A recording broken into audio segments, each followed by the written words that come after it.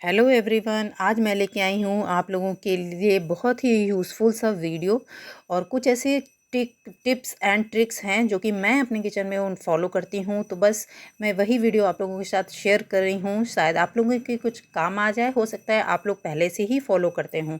तो चलिए शुरू। जब हम मार्केट से सब्जियां लेकर आते हैं तो हम तुरंत ही उन सब्जियों को अच्छे से वॉश करके सुखा के अगर उनको फ्रिज में लगा देते हैं तो हमारा किचन मैसी नहीं लगता है। वरना किचन में जब देखो जहाँ देखो वहाँ सब्जियां रखी हुई हैं, इधर रखी सब्जी उधर, तो देखने में थोड़ा सा गंदा लगता है। तो जब सब्जियां लेकर आएँ उसी वक्त उनको क्लीन करके साफ़ करके उनको सुव्यवस्थित कर दें। इस समय मार्केट में खूब सारे ऑरेंज आ रहे हैं, तो ऑरेंज के साथ साथ उनके छिलकों को भी बिल्कुल वेस्ट मत कीजिए। आप उनको बहुत तरीके से यूज़ कर रहे हैं, तो जैसे मैं आपको दिखा रही हूँ इस तरीके से भी आप यूज़ कर सकते हैं। इसको 2-3 दिन के लिए आप इस तरीके से रख दीजिए। बाद में आप इसको इस छान के एक स्प्रे बॉटल में भर के आप अपने रूम में स्प्रे कर सकते हैं या अपने फेस पर। जब हम ग्रोसरी का कोई भी सामान खरीद के लाते हैं तो हम उनको अगर उसी टाइम पे अच्छे से उनको छान के अगर डिब्बों में प्रॉपर भर के रख देंगे तो जब हमको जैसे ही ज़रूरत होगी उसे हम तुरंत वैसे ही यूज़ कर पाएंगे। फटाफट से निकाला और यूज़ कर लिया। अगर हमको छान के नहीं भरते हैं, ऐसे ही भर देते हैं, तो जब हमको ज़रूरत होगी तो हमको उनको पहले छानना पड़ेगा। तो यानी कि एक के बजाय दो बर्तन हमारे गंदे होंगे। इस वजह से अगर हम तुरंत थोड़ा सा काम पहले ही कर लेते हैं, अपना प्रिपरेशन थोड़ा सा तैयार रखते हैं, तो ज़्यादा अच्छा रहता है। हमारा काम प्रॉपर हो जाता है और फटाफट से हो जाता है, ज़्यादा टाइम भी नहीं लगता और हमारा किचन भी मैसी नहीं लगता है और देखने में काफ़ी अच्छा लगता है।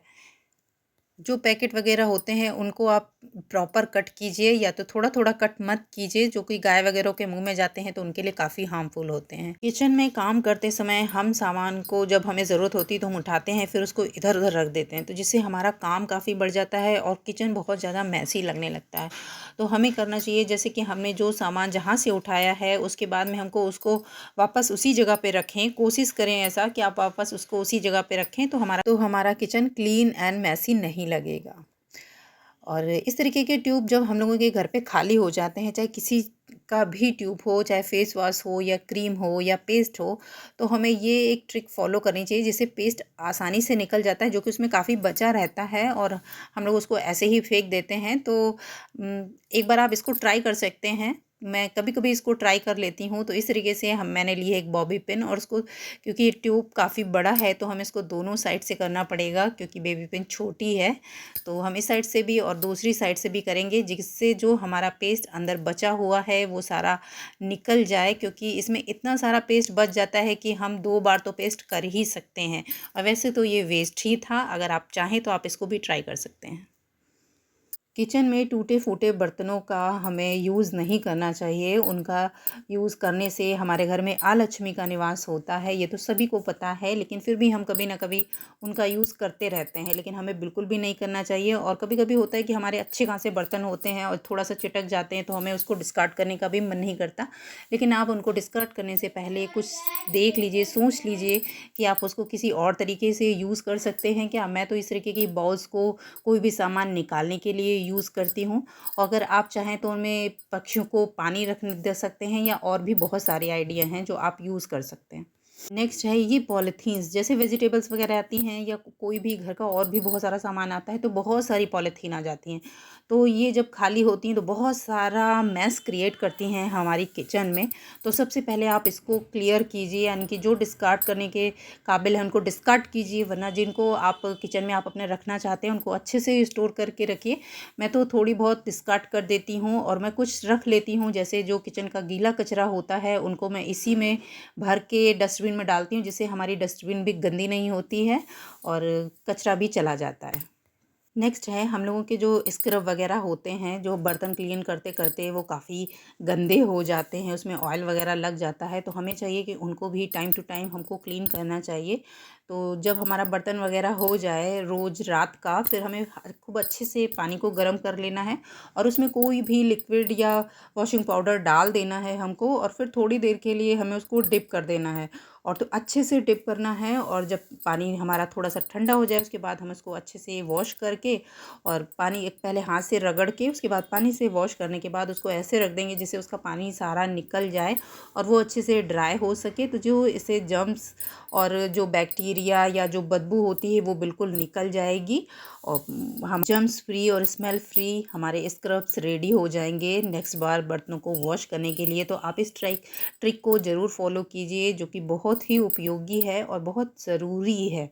हम लोग कई बार ऐसे ही रख देते हैं जिससे कि बहुत ज़्यादा बदबू आने लगती है, तो आप इसको भी एक बार ज़रूर ट्राई कर सकते हैं। चीज़ें हमारे किचन में प्रॉपर होती हैं तो हमारा किचन मैसी नहीं लगता है।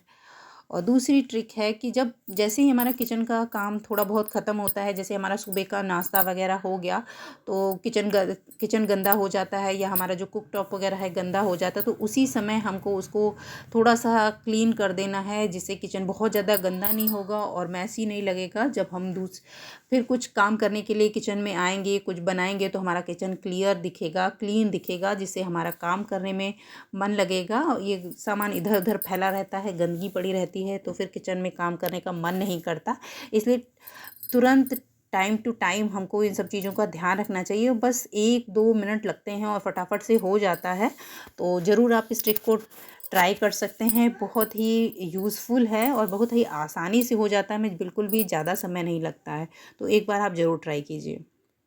जो हमारे सिंक के पास का एरिया होता है, जैसे हम कोई भी चीज़ पील करते हैं या पानी से कुछ भी, जो पानी से रिलेटेड वाला कोई भी सामान होता है, तो हम जब जल्दी में होते हैं तो हम सिंक के आसपास ही रखते रहते हैं। लेकिन हमको उसको भी जैसे ही हमको टाइम मिले तुरंत हम उसको क्लीन करते रहें। जो बर्तन हैं उनको हम सिंक में रख दें, जो जूठन वगैरह है उनको हटा दें, जो छिलके वगैरह हैं उनको भी हटा दें। तो फटाफट से जब इन कामों को हम करते हैं तो हमारा किचन बहुत क्लीन और क्लियर लगता है, मैसी नहीं दिखता है। ये बढ़ते हैं नेक्स्ट ट्रिक की तरफ।